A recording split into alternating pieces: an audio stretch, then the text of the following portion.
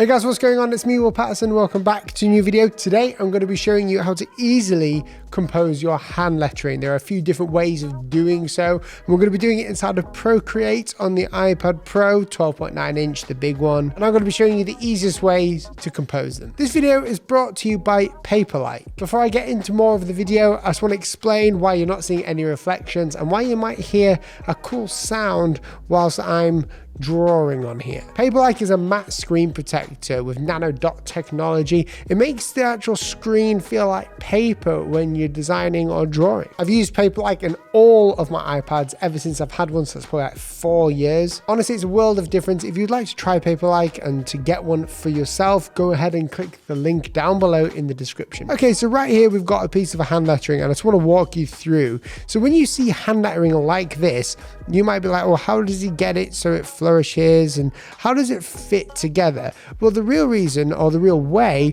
is because of a hierarchy layout system, which is just like a grid-based system. If you take a look at this is basically a grid layout. There's nothing going on with it. All I did was created a square around and made some lettering inside of it, made it kind of symmetrical, so when we look down like this, it's completely symmetrical side to side and it's balanced, it just fits. Hand lettering is all about symmetry, and composing hand lettering is quite fun. I would suggest you guys take part in doing so. So the first thing I do when I want to compose lettering is obviously I get my Procreate canvas out, I go ahead and get a drawing guide here, and I'm just going to edit this drawing guide ever so slightly. I'm going to put the grid size down a little bit. It's great working with grids, it just makes it a lot easier. Now, the next thing we want to work out is the framing of our lettering. So the frame that we're going to choose today is just a square. So we're going to use these grid lines, we're going to create some straight lines like so. We're going to try and create just a normal square. The microphone's kind of in the way for me.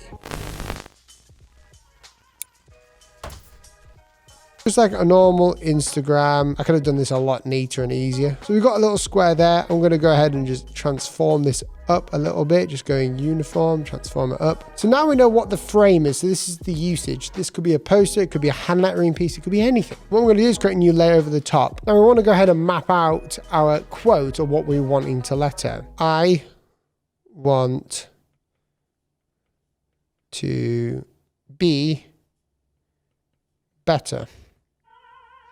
Okay, so this is a really good exercise. When you're wanting to lay out something, just write it down straight on top. And we're going to start putting blocks in. Now, what these blocks do is it allows you to visually see how much that word is going to take space in the composition. So I'm just going to do this. So you can see there's 2 big words in there, followed by 3 smaller ones. So we've got want, better, be, and to. So we know that want is going to be a big word, so we're going to highlight that one, and we want the better, which is the sort of crescendo of the hand lettering piece.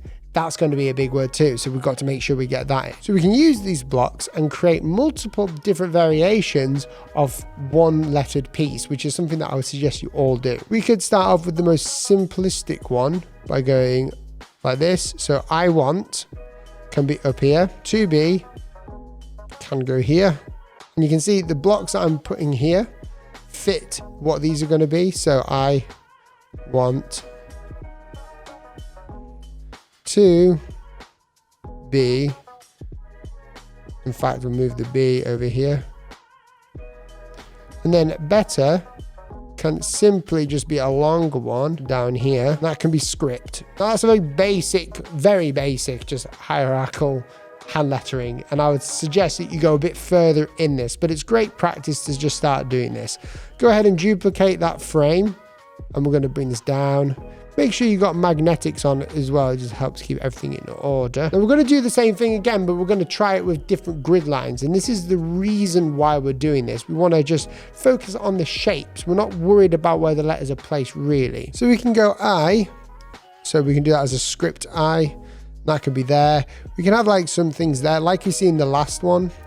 We can have this sort of line going up here, and then we can have want to be with some lines here, and then to fill out this space down here, we've got to try and make this a bit better, but you can show the rough guidelines here better. Now you've instantly got 2 ideas that you can work with there. And then from here, you can actually start going ahead and flourishing the idea too. So we can actually bring the want up like so. The better can have this, you know, it can come up here. We can create like a nice little flourish. All we're doing is getting the idea out. We're not really bothered about anything else. This is a great way of just working out where it should be placed. Then we just move to do the same thing. We just copy the thing. And then we're just going to do some simple ones as well. Create a new layer, create some straight lines. And when you're composing stuff like this, if you're going to use brush lettering, just use a normal brush. I've got these brushes available on my website. Now that we've got a few different ideas of what we can actually do with this, you can either send this like to the client as is, which I wouldn't suggest to do if you have a client for this project, but you can keep going with it. And it's all about finalizing it and not having any pressure when finalizing it. So what I would generally do is if I like this concept, for instance, which I'm going to use this one just to make it a bit easier, I'm going to just merge these down together. And then I'm going to go ahead, I'm going to make this a lot bigger so I can work with it. We're going to change the opacity just like you would do with tracing paper. You don't have to do this on the iPad. And then we'll just carry on refining it. And I'm going to show you what I would normally do to refine something like this. I would just go ahead with my brush again if we wanted to start this with the brush. And this time I'm actually trying to make it look good. See, with this, we've got empty space over there, so I'm just going to create that. See if I can flourish with the W. No, it doesn't look good. And then I'm going to focus on the better part at the bottom as well. Keeping all the letters consistent. This is the easiest way of composing a hand lettering piece. And if you're wondering what brush I'm using, you can download this on my website. I'll link it below. It's just my normal one that I use when I'm coming up with ideas. It's pretty good for a lot of different reasons. I kind of like that. Then the 2B, I'm just going to keep like very rough as well, like so. I'm going to move the 2 just slightly. I'm going to get rid of the layer below, and from there again we can finalize it even more. And what I would normally do is repeat this process of bringing it lower down. I would make a new layer. I would go to my pencil that I normally use, just the normal technical pencil, and I would start tracing over it, getting these corners perfect. Now, it depends on what you want to do and what effect you want to achieve. If you want something rough and ready, then don't do this, unless you've got like, you know, OCD with this, which, you know, I can understand, it's hand lettering. And then towards the end, you'll get to something more like this. So this is one of the Christian hand lettering ones that I do, which is a nice one. Towards the end, you get to something more like, you know, this, when you've got a good composition, everything works from a place of just experimenting and just roughly drawing. You don't have to show anyone those rough drawings. And this one too. So with this one, I'm just messing around with the word lockdown.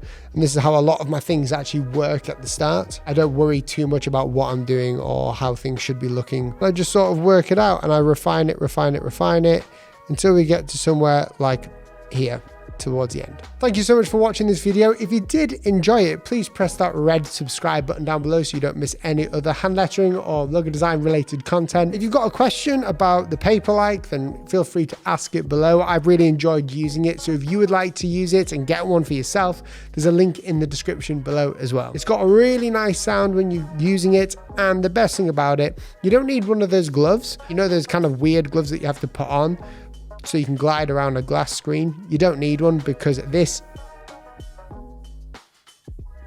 full matte. Thank you so much for watching. See you in the next video. Goodbye.